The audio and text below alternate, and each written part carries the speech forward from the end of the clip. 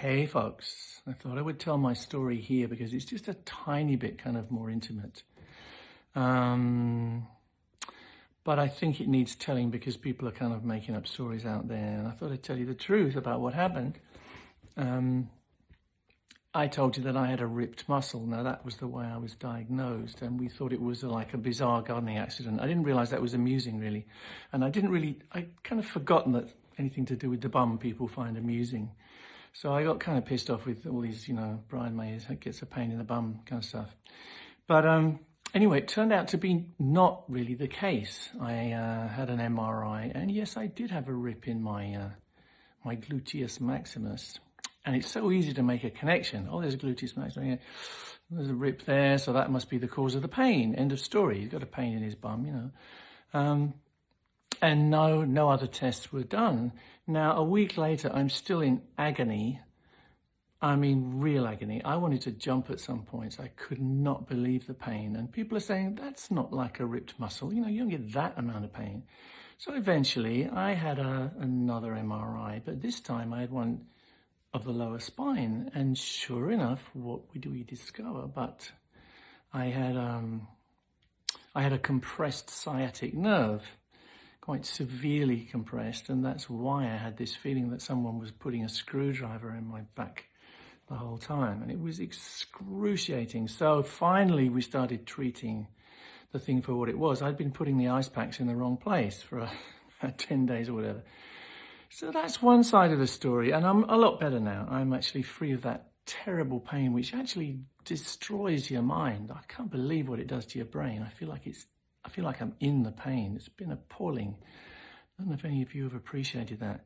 But in the middle of it, the rest of the story is a little more bizarre and a bit more shocking, really. Well, I was shocked anyway. I thought I was a very healthy guy, and everyone says you've got a great blood pressure, you've got great heart rate and everything. And I keep fit on my bike and everything. Good diet, not too much fat. Anyway, I had in the middle of the whole saga of the painful backside, I had a small heart attack, and I say small, it's not something that did me any harm. It was about 40 minutes of pain in the chest and tightness and that feeling in the arms and sweating, and you kind of know, you've heard, and you think, actually, this is a heart attack. And cut a rather long story short, my wonderful doctor drove me to the hospital himself in his Corniche. And I went straight into what they call the cath room, I think, and had an angiogram. Now, that's the thing where they stick something in your wrist here, and it goes all the way up to your heart, and it can go into your arteries of your heart and find out what's wrong. And it can find out in a way that nothing else can, it seems to me. Nothing else can tell you what the angiogram can tell you. And they looked at me, because you're conscious when they're doing it, they looked at me and said, Bri, I'm sorry, this is a little more complicated than we thought, and we think we should come out of there and we should talk before we actually do anything, rather than just sticking a stent in. So that's what happened, and I went back to a hospital room. I was very lucky to be treated as an emergency case, but I think it kind of was an emergency. But they were very kind. And we talked about it the next day, and there was a lot of pressure because I actually turned out to have 3 arteries which were congested and in danger of blocking the supply of blood to my heart as a valve, as a pump, I should say. And there was a lot of pressure from some quarters to have the open heart surgery, where they saw through your rib cage, really, open you up and open your heart up, and have a triple bypass. A lot of pressure, and a lot of people said, if you don't do this, you're throwing away a terrible, your only opportunity, and you will regret it for the rest of your life. But I had other people telling me, look, you don't need to do this. You can have 3 stents put in, and you can walk tonight or tomorrow morning. So after a lot of thought and deliberation, I opted for the stents. And the next day, actually the same day, I went in there and they did it. And it wasn't that easy, but the only reason it wasn't easy for me was because of the pain, the excruciating pain I had in my leg. Otherwise, it would have been a doddle. I mean, they had to kind of put me out in the end because I was writhing about and pulling my tubes out because the pain was so bad in my leg. But when I came round, it was as if nothing had happened. I couldn't feel that they'd been in here. I couldn't feel anything, and I still can't. It's been amazing. It's an incredible operation done by the right skillful person, and I thank them from the bottom of my heart, because I walked out with a heart that's very strong now, so I think I'm in good shape for some time to come. And if I'm not, we can have another angiogram. I have this feeling that like everybody from the age of 60 onwards should have an angiogram whether they have any problems or not, because that's the only thing that can tell you.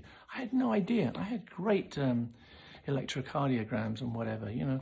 Nothing could tell me that I was about to be in real trouble, because I could have died from that, from the blockages that were there. Anyway, I didn't die. I came out, and I would have been full of beans if it weren't for the leg.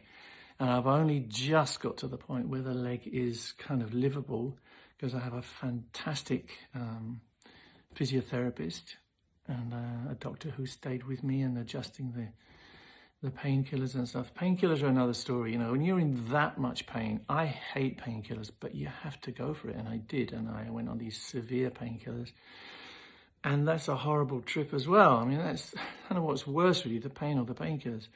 So kicking that, which I did a couple of days ago, was a big step for me, and I'm not on any painkillers now, and I'm dealing with it. You've got to kind of put up a fight, really, I suppose. So I thought I'd tell you this story. If you're not bored by now, thank you for listening. But that's what happened, and I think there's some lessons to be learned, I must say.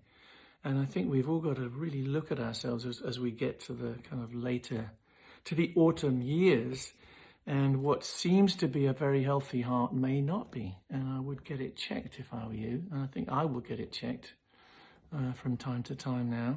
But I'm very grateful. I'm incredibly grateful that I now have a life to lead again.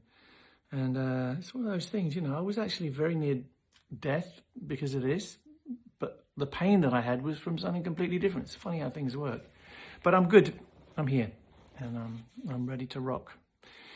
And God bless you all. I'll be interested to hear your reactions to the story. But I'm good. There's no need to panic, you know, and there's no, please don't send me sympathies and stuff, because I'm good. Just send me congratulations if you like. Okay. God bless. Mwah.